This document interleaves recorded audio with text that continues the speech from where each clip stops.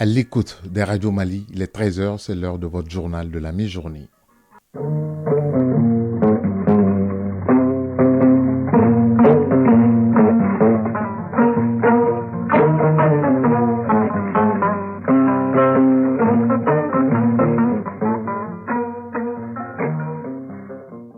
Le journal Ousmane Daou.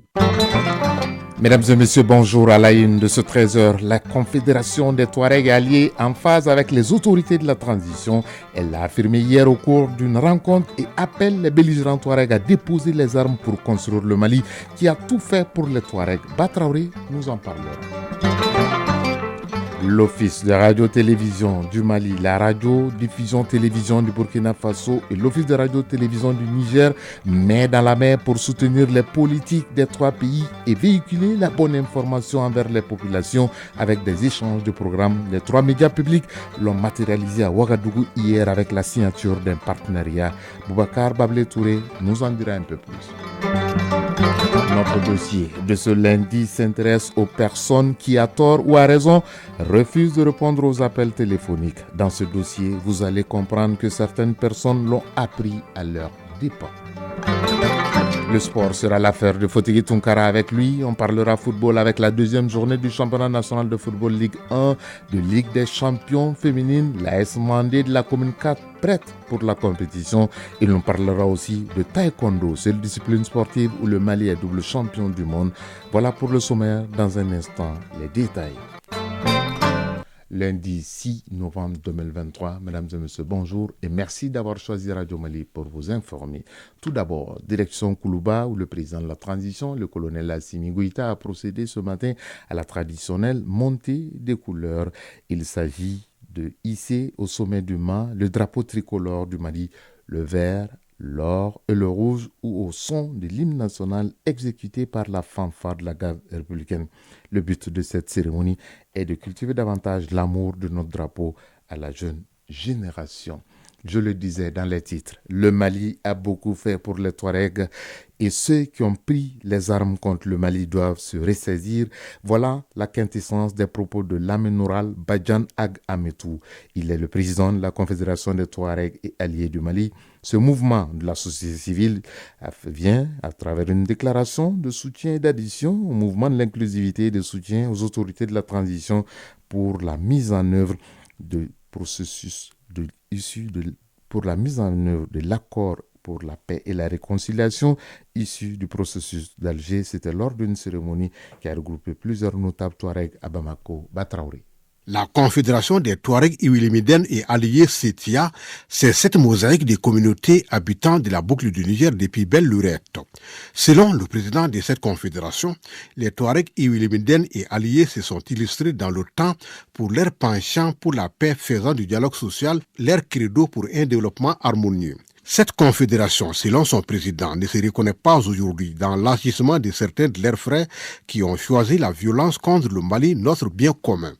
Aménoral Badjan Ag Ametou, président de la Confédération des Touaregs Iwilimiden et alliés. Maintenant, nos parents qui ont pris les armes contre le Mali, ils ont failli au serment qu'ils ont. Ils sont Iwilimiden, ils ont eu tort. Notre pays, le Mali, qu'est-ce qu'il n'a pas fait pour nous?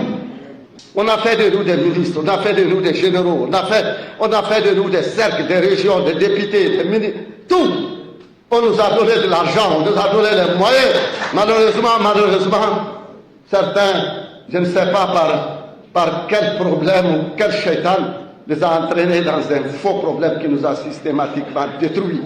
Tous les Touaregs du Mali ont signé l'indépendance. Ils ont participé à l'unité du Mali et à l'existence du Mali d'aujourd'hui. Comment se fait-il que nos petits-enfants acceptent de vouloir détruire ce beau pays-là? Il faut qu'on soit avec le Mali et nous sommes avec la transition. C'est donc par une déclaration commune que la CETIA, ce mouvement de la société civile, réaffirme son adhésion au mouvement de l'inclusivité et de soutien aux autorités de la transition. Ousseini Akiyeya, porte-parole de la CETIA. La CETIA réaffirme son soutien indéfectible aux autorités de la transition et au Mali un et indivisible. Maintient son engagement à ne ménager aucun effort pour que les Maliens en général et la Confédération des Touaregs qui et alliés en particulier puissent bénéficier des dividendes de la paix et de l'accord d'Alger. Appelle toutes les communautés membres et alliés de la Confédération des Touaregs et alliés et les combattants à rejoindre sans délai le processus de paix sous la conduite du gouvernement. Son attachement à la souveraineté, à l'intégrité et à l'indépendance du Mali. La Confédération des Touaregs Iwilimiden et alliés lance ainsi un message fort pour la paix, dira le président du mouvement de l'inclusivité et de soutien aux autorités de la transition pour la mise en œuvre de l'accord d'Alger. Mohamed Ousmane Akmohamedoun. Nous sommes dans un processus de construction de la paix et de récupération de l'intégrité de notre territoire national. Il appartient à chaque communauté de marquer son engagement clair avec tout ce qui peut nuire à notre nation. La remise d'un tableau et d'une copie de la déclaration de soutien et d'adhésion au président du mouvement de l'inclusivité pour le ministre en charge de la réconciliation, c'est là toute la preuve de la reconnaissance des dites communautés à l'endroit de la transition. Le groupe Citoyenneté et Droits Humains a lancé ce week-end à la Cité des Enfants les activités du programme 2 de son concours Jeunesse et Citoyenneté, éducation, la paix aussi, à l'éducation, à la paix, au civisme ainsi qu'au vivre ensemble. L'objectif de ce concours est de contribuer à l'avènement de citoyens modèles pétris de valeurs de civisme et qui participent aux efforts de construction du pays dans la paix et dans la sérénité. Awa Adama Koulibaly. Le non-respect de l'ordre établi, le détournement ou la détérioration des biens publics sont autant de formes d'incivisme qui freinent le développement de notre société. Pour y remédier, il faut inculquer dès le bas âge les valeurs de citoyenneté. Et c'est à cette mission que s'attelle le groupe Citoyenneté et Droits Humains depuis 2017. Elle ouvre cette énième édition avec beaucoup d'innovations. Moussa Léo Tienta, coordinateur national du groupe Citoyenneté et Droits Humains. Il y a eu un programme 1 2017-2020. Donc, constatant les retombées sur les acteurs de l'environnement, nous avons inséré d'autres activités thématiques, notamment en lien avec la démocratie et ses valeurs et fondements, et en lien également avec nos valeurs sociales et culturelles. Abdul Salam Djebkile, directeur général de l'administration du territoire. C'est en ce moment que le travail de citoyenneté, de civisme doit être fait pour que chaque jeune puisse être conscient de ce qu'il attend dans 5-10 ans, dans 20 ans, et qu'il puisse se dire que le Mali, c'est moi. 210 établissements scolaires répartis entre 20 académies participent à ce concours d'éducation au civisme et au vivre ensemble. Une initiative qui ne passe pas inaperçue aux yeux des autorités en charge de l'éducation. Mamadou Kamara, chargé de mission au ministère de l'Éducation nationale. Ce genre d'initiative est vraiment salutaire parce qu'elle va dans le sens de ce que nous souhaitons pour la jeunesse malienne, à savoir une meilleure éducation à la citoyenneté, une meilleure prise de conscience de son rôle et de sa place et de contribuer plus efficacement à relever les défis qui se posent ou qui vont se poser. À l'issue de ces 5 mois de compétition, les lauréats remporteront des équipements scolaires et un forage équipé pour leur centre d'animation pédagogique. 13h09, signature à Ouagadougou d'une convention de partenariat entre la radio-diffusion-télévision du Burkina Faso, l'Office de radio-télévision du Niger et l'Office de radio et télévision du Mali. Les 3 médias publics décident ainsi de mutualiser leurs efforts en vue de soutenir les autorités de leur pays et de promouvoir les expressions culturelles burkinabées, nigériennes et maliennes par des productions et programmes communs. La cérémonie de signature, qui s'inscrit dans le cadre de la célébration des 60 ans de la télévision burkinabé, s'est déroulée à la direction de la radio-télévision-diffusion du Burkina Faso sous la supervision du ministre burkinabé des Affaires étrangères. Le commentaire est signé Boubacar Bablé Touré. À l'image de l'Alliance des États du Sahel, les télévisions publiques du Burkina Faso, du Niger et du Mali décident aussi de mutualiser leurs compétences et leurs ressources à travers une convention de partenariat signée par les patrons de la RTB et de l'ORTM. Le document sera paraphé dans les brefs délais par le directeur général de la télévision du Niger qui n'a pas pu effectuer le déplacement de Ouagadougou. À travers cette convention, les 3 médias de service public vont faire des coproductions, des échanges de programmes de radio et de télé, entre autres. Ateridar Galip Somé, directeur général de la RTB. La dynamique en cours dans nos pays est telle que véritablement nos médias n'ont pas d'autre choix que de nous mettre ensemble pour véritablement soutenir en tout cas les chefs d'État qui ont déjà tracé la voie à suivre, soutenir nos populations qui souffrent véritablement dans le contexte sécuritaire et humanitaire actuel, de sorte à ce que, au soir de la victoire sur le terrorisme, que nos médias également aient quelque chose à revendiquer. C'est la raison pour laquelle nous nous réjouissons véritablement de la participation donc de notre pays frère, le Mali, qui a bien voulu en tout cas être présent à Ouagadougou pour cette signature. L'article 7 de la Convention stipule par exemple que les parties décident des échanges d'expertise, d'expérience et d'informations en vue du renforcement de leurs capacités respectives. Une autre aubaine pour la radio et télévision du Mali, ORTM, qui a déjà noué des partenariats de ce genre avec la RTI de Côte d'Ivoire et Russia Today de Russie. Hassan Baba Djombele, directeur général de l'ORTM. Donc il est important de mutualiser nos efforts. Nous avons décidé de briser les chaînes, de prendre notre destin en main. Et il est important qu'à l'image de ce que nos chefs d'État ont mis en place, notamment l'Alliance des États du Sahel, il est important pour nous donc de mutualiser les efforts pour aller vers une communication commune. Aujourd'hui, nous sommes en guerre, la guerre sur le terrain, mais aussi nous sommes en guerre de la communication. Donc il est important vraiment d'aller ensemble, main dans la main, pour justement relever le défi. Le défi il est très important pour nous, pour avoir une production commune, faire des productions ensemble, des coproductions, échanger des programmes, échanger également des partenariats dans le domaine de partage d'informations, de partage d'expériences. Nous allons faire en sorte que déjà, dans les jours à venir, que tout ce que nous avons comme génie, nous mettons ensemble pour sortir quelque chose de potable pour le bien de nos populations. C'est le plus important. Juste après la signature de la Convention, les responsables de la RTB et de l'ORTM ont eu une séance de travail sur la mise en œuvre du contenu de la Convention.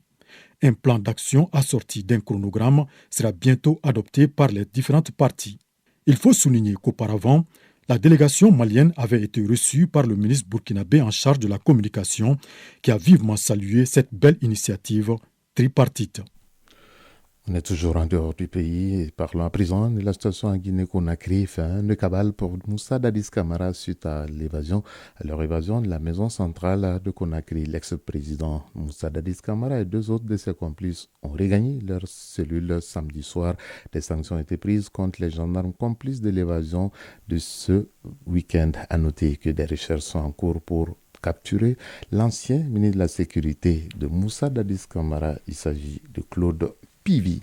Au Cameroun, le parti au pouvoir célèbre aujourd'hui le 41e anniversaire de l'arrivée de Paul Biya, élu à la tête du pays le 6 novembre 1982. Il est toujours le chef de l'État camerounais. À cette occasion, les partisans du parti, le RDPC de Paul Biya et les soutiens financiers ont appelé Paul Biya à l'âge de 90 ans à se représenter à la prochaine élection présidentielle prévue en 2025. Au Soudan, 25 personnes ont été tuées hier et plusieurs autres blessées à Omdurman suite à un tir d'obus qui sur le marché d'Omdurman. Cet événement meurtrier fait suite à des échanges de tirs intenses entre les deux camps du général Abdel Fattah al-Burhan et Hamdeti. À noter que le conflit entre ces deux camps au Soudan a fait déplacer plus de 6 millions de personnes. Et puis en Palestine, le Hamas affirme que l'Israël a bombardé plusieurs de ses positions et a tué au moins 200 personnes. C'était hier. De son côté, le gouvernement israélien affirme poursuivre ses frappes de façon significative. Retour ici au pays pour parler de notre dossier de tous les jours. Combien sommes-nous à décrocher tous les appels téléphoniques que nous recevons? Certainement pas nombreux, surtout quand il s'agit de numéros inconnus, car sur ce cas, on devient plus méfiant. Certains évoquent des raisons de sécurité et de protection pour justifier ce comportement. mais d'autres le refusent de répondre à un appel pour faire perdre parfois des opportunités liées notamment à l'emploi, comme ce fut le cas de certains jeunes qui témoignent dans ce grand format de ce lundi consacré à ce phénomène, et il est signé Brahma Traoré.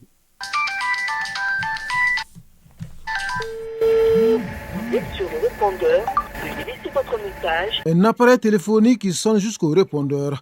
Pourtant, le téléphone est bien dans la main de son propriétaire, Youssoufou Koulibaly. Ce responsable d'une structure sanitaire jette juste un petit coup d'œil sur l'écran pour voir le numéro qui est affiché, mais pas question de le décrocher. Même si, reconnaît-il, les appels sont faits pour y répondre. Normalement, toute personne qui appelle, vous devez décrocher parce que vous ne savez pas qui est au bout.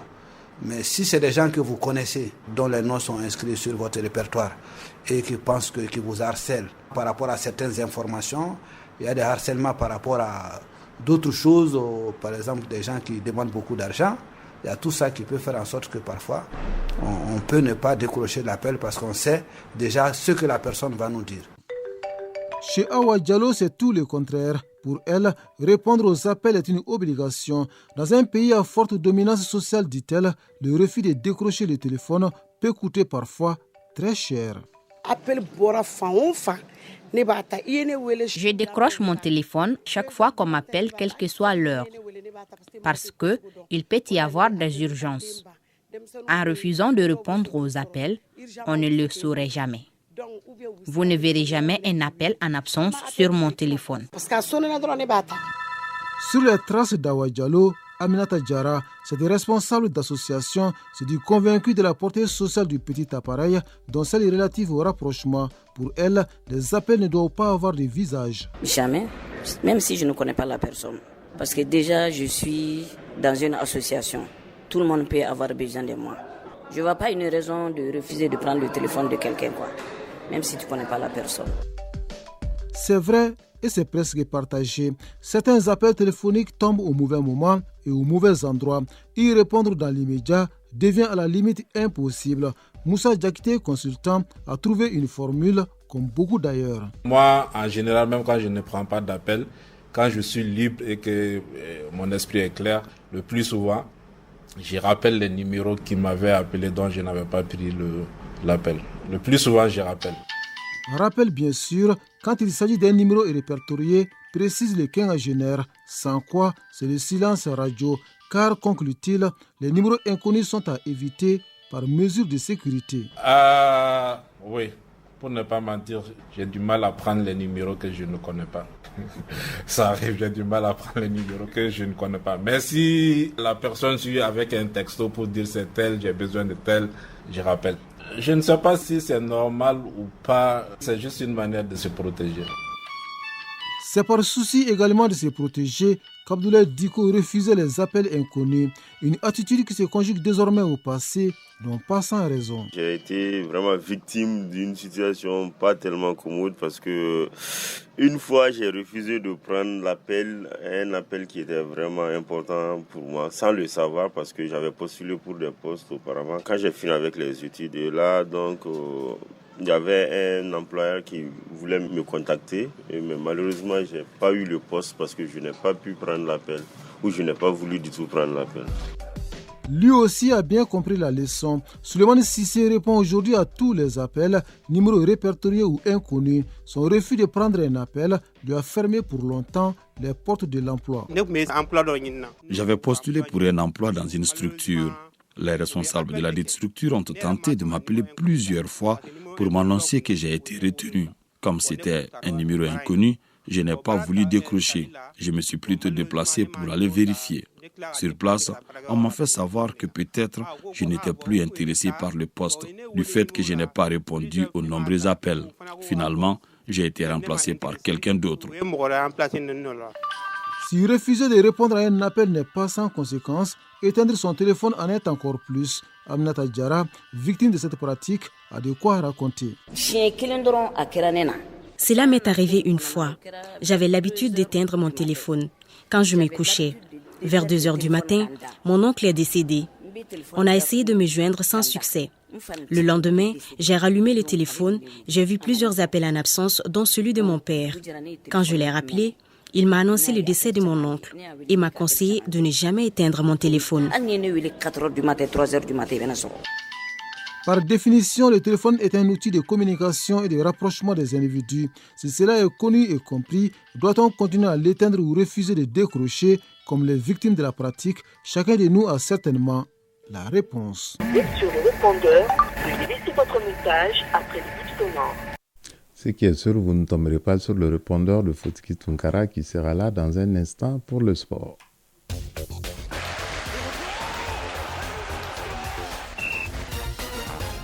C'est avec beaucoup de plaisir que j'appelle affectueusement celui que j'appelle Fotiki Bafotiki. Bonjour et bienvenue.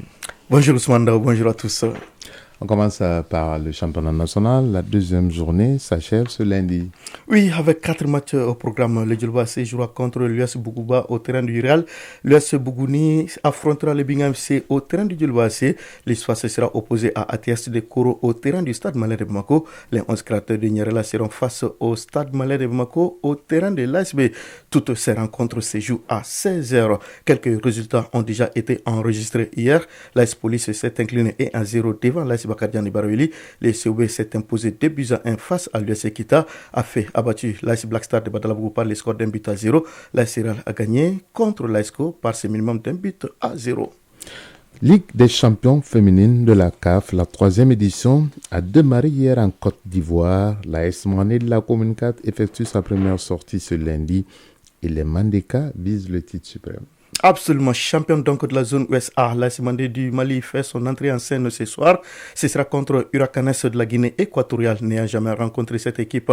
Cette première journée du groupe B est un saut dans l'inconnu pour l'AS Mandé, mais qui sait déjà à quoi s'attendre. Là-dessus, je vous propose d'écouter la défenseur Fatou Dambélé en conférence de presse hier. Ça ne sera pas un match facile, mais nous sommes là aussi pour mériter des victoires. Donc nous allons tout donner que nous aurons une première victoire d'Inch'Allah. Bon, on peut dire qu'on ne connaît pas tellement bien l'équipe, parce que c'est une première fois qu'on va jouer contre cette équipe. L'état d'esprit est bon pour l'équipe, donc nous en sommes conscients et nous sommes sûrs que nous pouvons gagner. Voilà, la confiance est donc de mise du côté de l'AS Mandé, qui n'hésite d'ailleurs pas à afficher son optimisme à aller au bout de cette compétition, comme l'a laissé entendre son entraîneur Moussa Faleko Traoré en conférence de presse hier. Nous sommes venus très confiants. Moralement et mentalement, les filles sont au top. Je crois que le football en est ce qu'il est, mais nous sommes venus très confiants. L'objectif est d'arriver au bout, vraiment. C'est-à-dire qu'il ne faut pas se leurrer. Je vais arriver au bout, Inch'Allah. Voilà, Ousmane Dao, des propos recueillis et qui nous sont proposés par notre confrère de Chérifla, Ibrahim Ban, à qui nous disons merci. Voilà, le coup d'envoi donc de ces matchs Mandé Huracanes est prévu ce soir à 20h au stade Laurent Pokou de San Pedro. Mais auparavant, en première heure à 17h, l'AS FAR du Maroc, tenante du titre, affrontera Ampem Darkwa du Ghana. Hier, en match d'ouverture, vous l'avez annoncé, au stade Amadou Gon Coulibaly du Koro de Korogo Atlético Club d'Abidjan et Sporting Club de Casablanca ont fait un match nul d'un but partout dans le groupe A. Juste après, les Tanzaniennes de JKT Queen Dar es Salaam ont perdu 2-0 contre les Sud-Africaines de Mamelodi Sundowns. Un stade Amadou Gon Coulibaly qui va accueillir dans quelques semaines les Aigles du Mali à l'occasion de la CAN Côte d'Ivoire 2024. D'une Ligue des Champions à une autre, cette fois-ci en Europe. Si c'est la première journée au niveau des dames, sur le continent en Europe, on va jouer la 4e journée et certains cadors sont déjà en danger. Absolument. En tout cas, le programme de cette 4e journée prévoit 8 rencontres demain mardi. Le Shakhtar Donetsk accueillera les Barça à 17h45. Dortmund recevra Newcastle à 17h45 également. Le Milan AC, votre club de Keirin, sera l'hôte du PSG à 20h. Atlético Madrid accueillera le Celtic Glasgow à 20h. Le FC Porto recevra Antwerp à 20h également. Le Lazio de Rome jouera contre Feyenoord à 20h. Manchester City affrontera Young Boys à 20h. Suite fin mercredi avec Real Sociedad Benfica à 17h45. Naples Union Berlin à 17h45. Real Madrid Sporting Braga à 20h. Arsenal Séville à 20h. PSV Eindhoven Lens à 20h également, Copenhague Manchester United à 20h, Bayern Munich Galatasaray à 20h et Red Bull Salzbourg Inter Milan à 20h. Le Milan AC, après cette année de 10 demi-finalistes la saison dernière qui frôle l'élimination déjà en phase de poule et même pas certain d'être réversé en Ligue Europa en cas d'élimination. Comme on le dit souvent, les grands ne meurent pas. On espère tout simplement que l'équipe saura redresser la barre qui est tordue dangereusement. On va parler à présent, pour terminer, d'une discipline qui a sacré le Mali 2 fois champion du monde. Et cette discipline, vous en êtes un mordu. Il s'agit de taekwondo avec le championnat d'Afrique de la discipline qui se joue en Côte d'Ivoire. Oui, absolument. Ça a démarré en Côte d'Ivoire hier et le Mali s'en est bien sorti avec 4 médailles, des médailles des bronzes remportés respectivement par Nohom Diawara des plus de 87 kg, Ismaël Koulibaly des moins de 80 kg, Mohamed Fofana des moins de 68 kg, Maïmouna Kounaté des moins de 57 kg. Par contre, les athlètes comme Youssouf Sempara des moins de 58 kg, Aissata Mohamed Sibi des moins de 49 kg et Iman Kanouté, la fille de Frédéric Man Kanouté, donc des moins de 67 kg, ont été éliminés. Bilan donc positif d'une première journée avec 4 médailles de bronze pour 7 athlètes engagés. Il existe encore d'autres chances de médailles pour la deuxième journée d'aujourd'hui avec l'entrée en scène de 6 autres combattants. Il s'agit de Srima Balo des moins de 54 kg, Bakary Koné des moins de 63 kg, Ousmane Sogodo des moins de 74 kg, Youssouf Soumano des moins de 87 kg, Mariam Sangaré des moins de 53 kg et Mariam Sidibé des moins de 62 kg. Ousmane Dao, c'est une journée qui a donc déjà commencé difficilement pour le Mali avec déjà des éliminations. C'est le cas donc pour Srima Balo des moins de 54 kg et de Ousmane Sogodougou des moins de 74 kg. En tout cas, à signaler que ces championnats d'Afrique de taekwondo regroupent 33 nations et pour l'instant, c'est l'Afrique du Nord qui a donc dominé cette première journée avec déjà 2 médailles d'or pour l'Égypte et pour le Maroc. La Tunisie les suit avec une médaille d'or, tout comme le Niger, le Burkina Faso et la Côte d'Ivoire. Une médaille d'or chacun. On espère que nos athlètes nous ramèneront des médailles d'or puisque chaque fois que cette discipline représente le Mali, c'est avec des médailles à la clé. Absolument. Et déjà, nous avons déjà 4 bronzes et on espère tout simplement que cette deuxième journée nous permettra quand même de décrocher l'or. Et pour parler toujours sport sur le réseau RTM, j'annonce à nos auditeurs qu'on se retrouvera aux alentours de 21h30 pour l'émission sportive Score de ce soir que j'aurai le plaisir de présenter à 13h25 à Dramani. C'est la fin de cette session d'information qui vous a été présentée par Ousmane Daou. Mise en onde Bintou Traoré, mise en ligne Marcel Tessougué, réalisation Ibrahima Traoré. Si vous êtes à table, bon appétit. Si vous avez fini de manger, bonne digestion, bon après-midi à toutes et à toutes. Excellente semaine. Chacun de nous ne peut être une étoile, mais tâchons de briller pour éclairer là où nous sommes. Tout le plaisir a été pour nous de vous servir. Le prochain rendez-vous avec l'actualité sur Radio Mali, c'est à 19h30 et vous serez en compagnie de Koumba Sissé. Au revoir et à très bientôt.